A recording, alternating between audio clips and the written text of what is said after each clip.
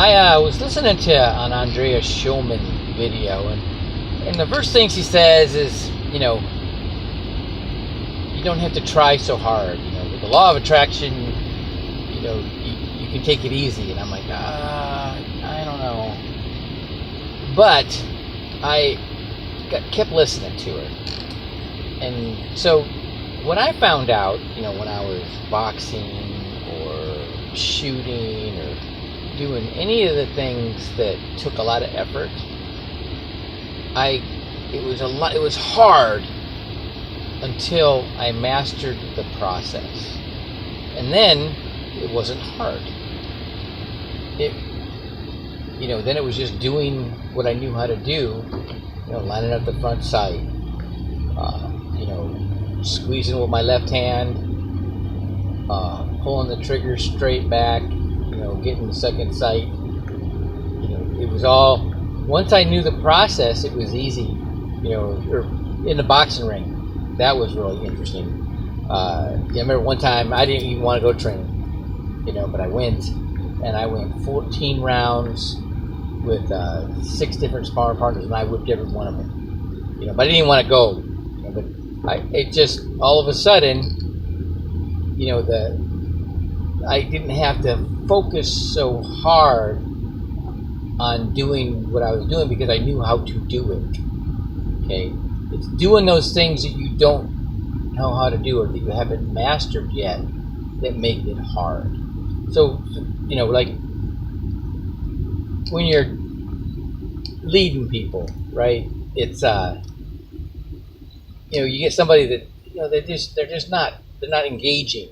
Well, you know why? Because they don't know what they're doing, right? So when you put the right expectation up front, I remember when I got in the SEAL teams, I'm like, these guys were jerks. They were hard, right? But what I figured out was they were really good at laying out the desired expectation and the exact consequences of if you didn't. Okay, so everybody knew what to expect, and what was at hand. Okay, and after a while, it was real easy to anticipate what they were going to ask you, and it was really awesome when you had it done before they asked you.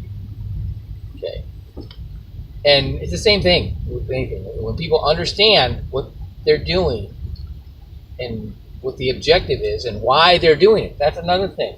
You got to find out. Nobody does anything because you want them to, right? There's something in it for them in doing what you want them to do. And if you don't find out what that is and show them that by doing what you want them to do, they're going to get what they want, they ain't going to do it, or not for very long. Ben Gay III, in his book The Closers, he says, that if a group of people stand around doing nothing, and somebody comes along with enough enthusiasm and says, "Come on, let's go," the majority are going to follow for a while until they figure out where they're going, right? And if you get somebody who doesn't go, it isn't moving, you got another leader there. And you just got to say, hey, where's it that you want to go? And if you can show them by going with you, they're going to get to where they want to go. They're going to go with you. And they'll lead from the front. And but if you don't have that,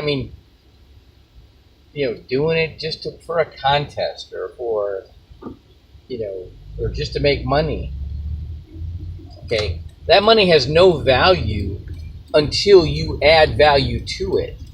You got to show them that thing that they care about and that's important to them can be accomplished with money that they can make doing what you want to do, then they'll do it. But if you don't, they won't. There's the Navy SEALs. These guys, their egos are huge, and they hate losing, and they will do whatever it takes not to lose, and that includes carry your stuff. If you get hurt, you can't carry it. Right? There's no way that we're gonna fail this mission because of me. All right. And even if I do everything right and we fail because of you, that ain't happening either. All right, I'll carry your radio. I'll carry your 60 and your ammunition. I'll do whatever I got to do to make sure that we get this mission accomplished.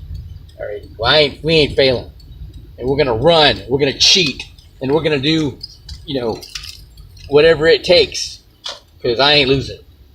And so even with a bad leader, you can be a winner if you got that right attitude, right? And you just don't depend on anybody but yourself.